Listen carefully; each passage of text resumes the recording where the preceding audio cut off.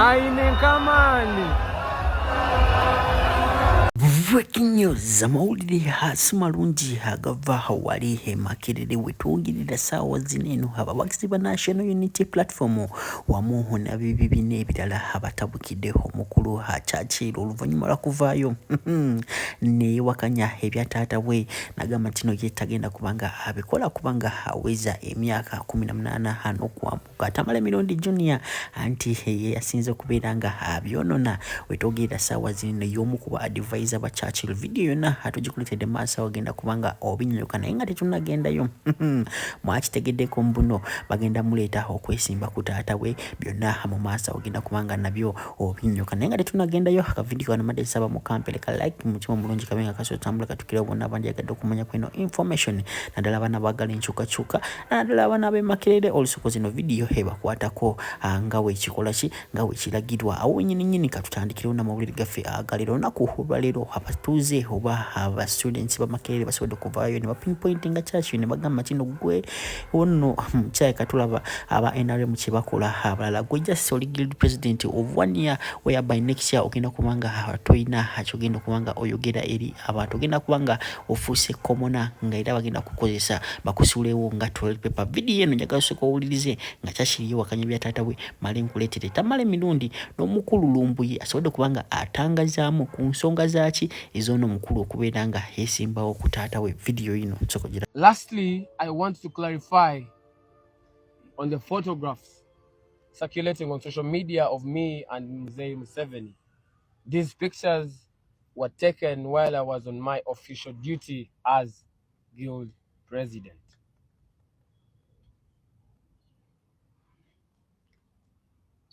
At the launch of the Research and Innovation Week, representing over 45,000 students of diverse political minds, beliefs, and I think it is at this point that I encourage Ugandans to enhance tolerance for diversity. Unfortunately, they have stirred the storm among the general public, my family, and students. Some opportunists are also using them to tell blatant lies for their benefit. Makerere University is a public institution, and General Museveni, by virtue of his office as stipulated in Article 99, subsection 3 of the Constitution of the Republic of Uganda, which vests executive authority in him to be responsible for the welfare of the citizens and safeguard the Constitution and laws of Uganda, among others. Ugandans must know that in hierarchy and the tree of administration at Makerere University, Mzee Museveni is the visitor on top of the chancellor and the chairperson for the university council. It is from this that the office of the president derives its mandate of providing leadership in public policy management and good governance.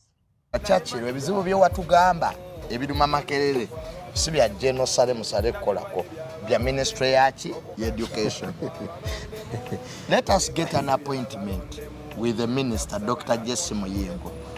Churchill tumpangira appointment yage namulaba amubulire usigera amubulire ebizibu ebiruma Makerere nengeje basolo bikola ki okubisolo binga kati ngo wa higher education. Yes, when nafuna accident bambi yankubira ani Churchill era nagamba agenda funa akadda janda olunaku lwe yali ajja ate bansibula is my good friend eyo nulwalero wenva nonyena Makerere kumulaba tunyumyemu on the way forward.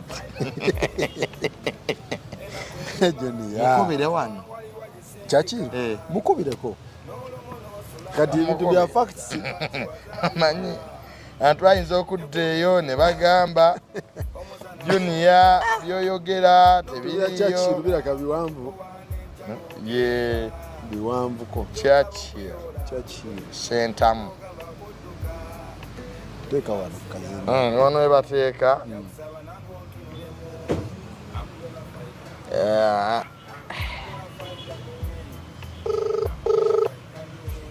Assalamu alaikum wa rahmatullahi wa barakatuh. Amanya n'eddoboozi Haji Abudu omusomi w'edduwa nkola ku nsonga ez'enjawulo emirimu nga gikutataganyeko ebyenfuna byo nga bidobonkanye ne oba oli bweru wa ggwanga emirimu gya kucankalanako jangu kusomere ku dduwa okuva edda nedda edduwa zaabaawo edduwa zisomebwa omuntu n'oterezebwa mu mbeera yonna ebadde ekusibyeko akanyaaga.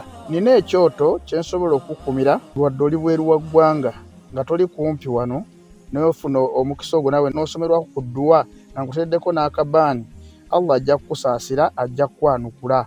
Kuba ku nnamba yange y'essimu 075 2 44 751 ne ku WhatsApp kwendi. Mpereza obubaka sobole okukuyamba. Assalamu alaikum wa rahmatullahi wa barakatuh.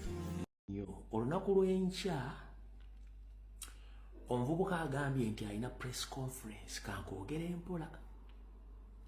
Olunaku lw'enkya omuvubuka agambye nti alina press conference enkya. Ebigambo byagenda okwogera enkya ku press conference bye bigenda okuddamininga olugero lugamba totta kibe nga tonnakikenenya ndusu. Totta kibe nga tonnakikenenya ndusu. Lwaki?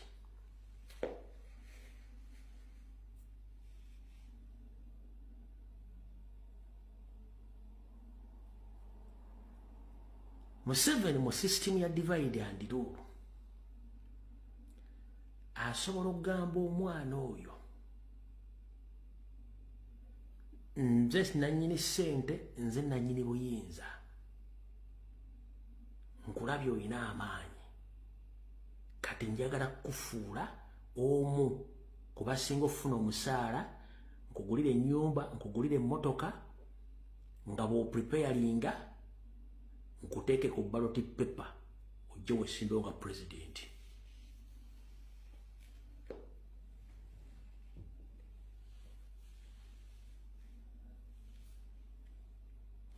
Muyombedde wano kuba Girudi singa amugamba ekigambo ekyo n'akitwala, kuba Museveni mulungi mu kuwa essuubi, kubanga bakatumba oyo bonna babadde ayagala okuleeta bonna baafuuka releva tebakyalina mulamwa. What if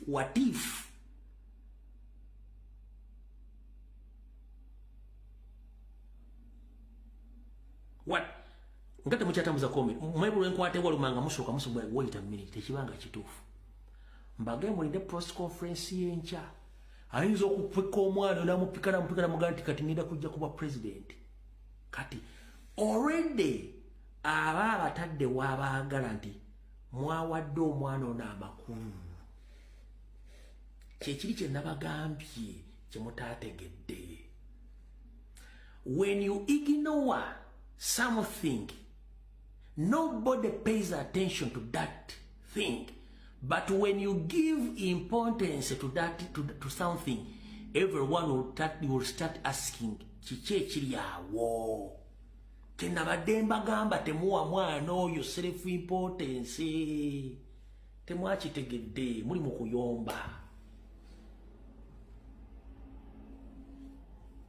Museveni ayagala nnyo omuntu gw'omutaddeko focus nti kati oyo